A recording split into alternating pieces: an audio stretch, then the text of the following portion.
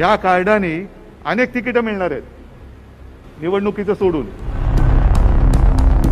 त्यांना तेच मला सांगायचं की हाच फरक आहे आमच्या राजवटीत आणि राष्ट्रपती राजवटीमध्ये. तेरी कमीज मेरे कमीज से भगवी कैसे ही हा त्यांचा पोटशूळ. बिनकामाचे भोंगे वाजवायचे हाच त्यांचा उद्योग आहे. त्यांना मी काडीची किंमत देत नाही, अजिबात देत नाही. की मुख्यमंत्री अनेक झाले, अनेक होतील, पण त्याच्या आधी उपाधी बिरुद काय लागतं त्याला महत्व आहे. आणि हे बिरुद केव्हा लागतं? जेव्हा माझे सगळे मी कुटुंबच म्हणतो, सगळे कुटुंबीय प्राणपणाने मुख्यमंत्र्याच्या सोबत उभे राहतात, तेव्हा तो मुख्यमंत्री लोकप्रिय होऊ शकतो. हे लोकप्रियता ही माझी नाही, ही तुमच्या सगळ्यांची. जसं त्यावेळेला त्या अधिकाऱ्यांनी काम केलं तसंच मी तुमचं सांगतोय की तुम्ही जे काम केलं ते काम केलं नसतं तर मुंबईचं कौतुक, मुंबई मॉडेलचं जे कौतुक महापालिका आयुक्तांना पण मी खास धन्यवाद देतोय की ज्याचं कौतुक आपल्या इथल्या लोकांना नाही, पण उच्च न्यायालय, सर्वोच्च न्यायालय, अगदी न्यूयॉर्क टाइम्स, न्यूयॉर्कमध्ये जगभर झालं. आणखीन काय पाहिजे? ह्याच्यासाठी तर आपण लोकसेवक जे म्हणतो आपण की सेवा करतो ते हेच तर आहे. आणखीन काय? जर आयुष्यामध्ये उत्तम कामगिरी केली, असं जर का आपल्याला लोकांचे आशीर्वाद मिळणार नसतील तर नुसतं पाट्या टाकत बसण्यात काय अर्थ नाहीये. आज पुन्हा एकदा मुंबईने करून दाखवलेले की देशातली पहिली नगरी जी या कार्डावरती मुंबईकरांच्या आयुष्यातला जो एक कटकटीचा भाग असतो नेहमी, कारण बसने प्रवास केल्यानंतर मलाही आठवत आहे आणि तुम्हालाही सगळ्यांना माहिती आहे की अनेकदा सुट्टे पैसे नसायचे. मग सुट्टे पैसे नसले की बोंब झाली.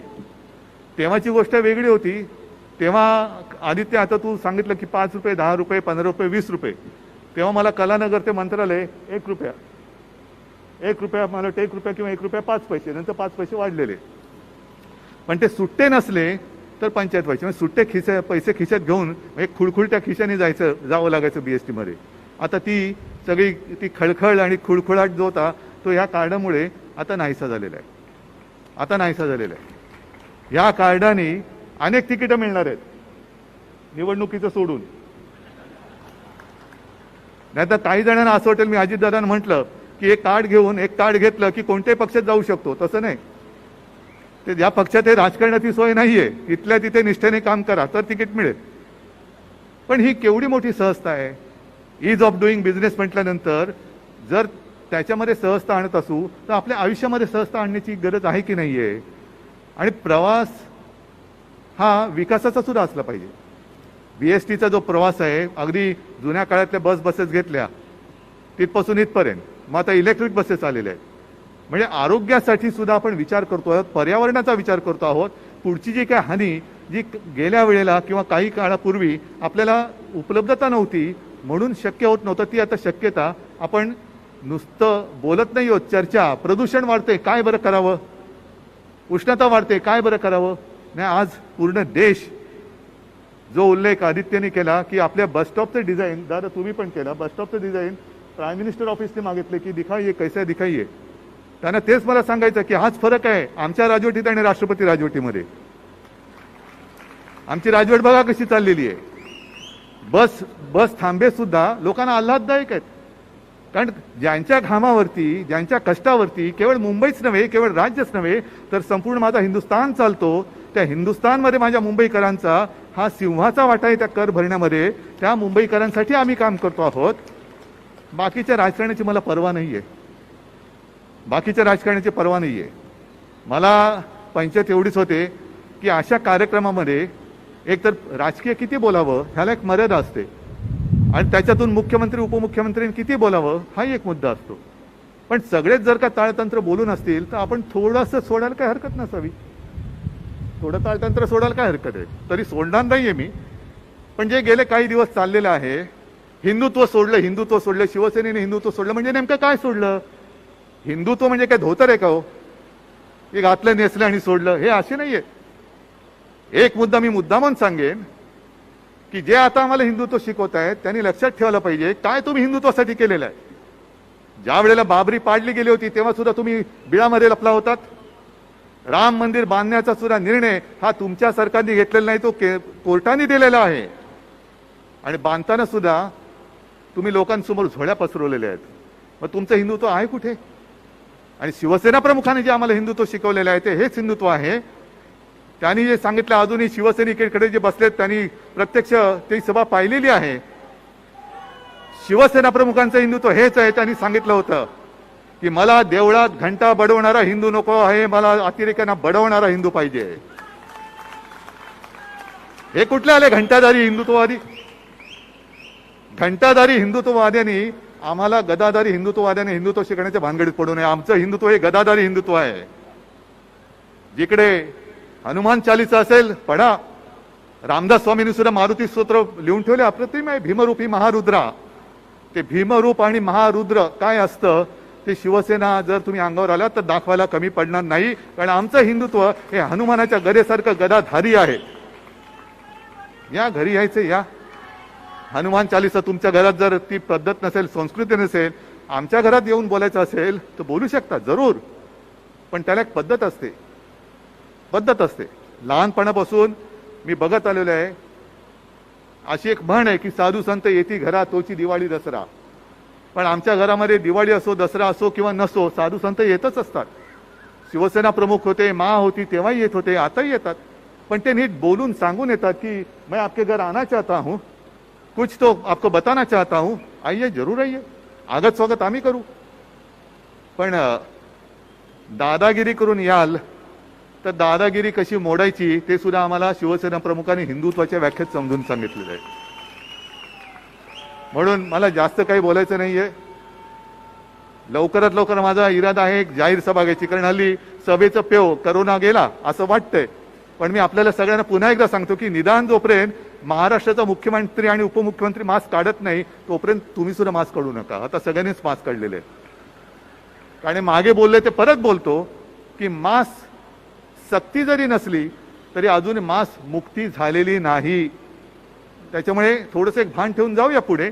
पण लवकरात लवकर मला एक सभा घ्यायची आहे आणि मग तिकडे परत एकदा मास्क काढून मला बोलायचं आहे.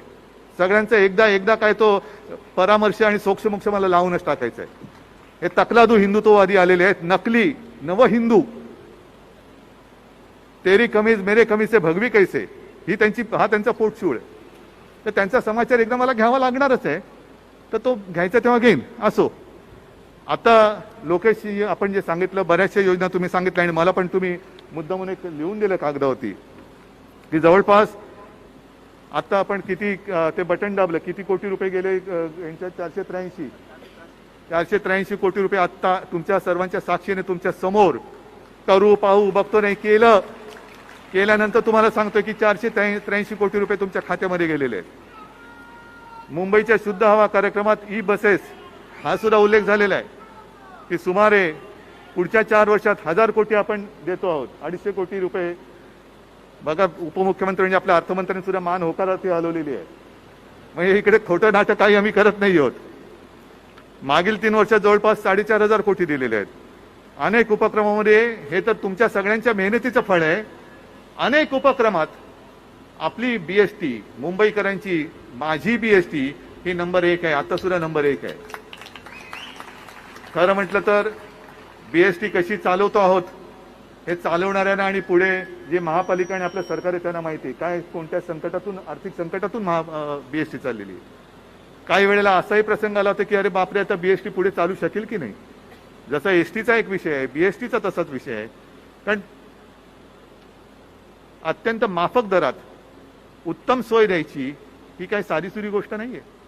पण त्याच्यामध्ये सुद्धा दर्जा द्यायचा हा फार महत्वाचा मुद्दा आहे. आणि अभिमानाने आणखीन एक गोष्ट सांगतो की मुंबईकर का प्रेम करतात आमच्यावरती. तर गेल्या महापालिका निवडणुकीमध्ये आपण एक वचन दिलं होतं की मुंबई महापालिकेतील शाळेतील विद्यार्थ्यांना युनिफॉर्म घातला असेल तर दादा बस सेवा फुकट युनिफॉर्म घातलेल्या. आज आपण सांगतोय की त्यांना जसं आपण फुकट मोफत प्रवास देतो आहोत तसं खाजगी शाळेतल्यांना सुद्धा 5वी पर्यंत 200 रुपये, 5वीच्या पुढे 10वी पर्यंत 250 रुपये आणि 12वी पर्यंत 350 रुपयाचा आपण पास देणार आहोत. जातात खाजगी शाळेत जात आहेत, शिकतायत, मोठे होत आहेत, शिका. पण ही सुद्धा सुविधा देत असताना महापालिकेच्या शाळा कशा आपण सुधारतो आहोत, त्याच्यामधले अभ्यासक्रम कसे सुधारतो आहोत. जसं एक उल्लेख मगाशी केला, मला वाटतं आधी तर तूच केलास की त्यांनी बसनी प्रवास नाही केलेला. पण अनेक जण तसे आहेत. पण अनेकांची अशी इच्छा होणार की आता मला गाडी नको, मला BSTनेच प्रवास करायचा आहे. तशीच मुंबई महापालिकेच्या शाळेच्या बाबतीत सुद्धा ही गोष्ट आता व्हायला लागली की माझी जी मुलं आहेत ती खाजगी शाळेत जाण्याची गरज नाही, तोच दर्जा तेच शिक्षण मला महापालिकेच्या शाळेत माझ्या पाल्याला देऊ शकतो, तर माझा मुलगा माझी मुलगी ही मी महापालिकेच्या शाळेत शिकवेन. दाखवा ना, ज्यांच्या पोटामध्ये एक असा ऍसिडिटी झालेली आहे, आगडोंब उसळलेला आहे, जळजळतंय मळमळतंय, काय होते कळत नाही, पण त्यांनी त्यांच्या राज्यातल्या किती राजधान्यांमध्ये किती शहरांमध्ये मुंबईच्या शाळेचा दर्जा हा तिकडे अंगीकारून दाखवला. हे दाखवा, माझं उघड आव्हान आहे. त्याच्यामुळे काम काही नाहीये, करायचं काही नाही, बिनकामाचे भोंगे वाजवायचे हाच त्यांचा उद्योग आहे. त्यांना मी काडीची किंमत देत नाही, अजिबात देत नाही. आजचा हा कार्यक्रम मी मगाशीच सांगितलं की राजकीय नाहीये, आम्ही जे करतो ते बेस्टच करतो आणि तेच करत राहू हे सांगण्याचा हा कार्यक्रम आहे. आणि म्हणून महाव्यवस्थापकांना मी आणखीन एकच सांगणार आहे की आपण आणखीन एक सेवा ती लवकरात लवकर सुरू करा. जे आपण म्हटलेलं आहे की ॲप आधारित प्रीमियम सेवा, बेस्ट ऑरेंज सेवा, ती काय आहे, कशी आहे, ती लवकरात लवकर करा. आणि मग ही जी सगळी मंडळी आहेत ज्यांनी आपल्याला मदत केलेली आहे त्यांनाही मी विनंती करतोय की या कामात तुम्ही सगळ्यांनी मदत केली त्याच्याबद्दल मुंबईकरांच्या वतीने मी आपल्याला धन्यवाद देतोय. पण यापुढे सुद्धा BSTचं काम असेल, महापालिकेचं असेल, आपल्या सरकारचं असेल, जिथे जिथे तुम्हाला वाटतं की तुम्ही आमच्या उपयोगी पडू शकता, आमच्या माध्यमातून जनतेच्या उपयोगी पडू शकता, आपलं स्वागत आहे. आपली सेवा, आपली जी काय बुद्धिमत्ता आहे, ज्ञान आहे, ती आपल्या जनतेच्या सेवेसाठी आम्हाला अशीच उपलब्ध करून देत राहा. पुन्हा एकदा सगळ्यांना मी धन्यवाद देतो, शुभेच्छा देतो. जय हिंद, जय महाराष्ट्र.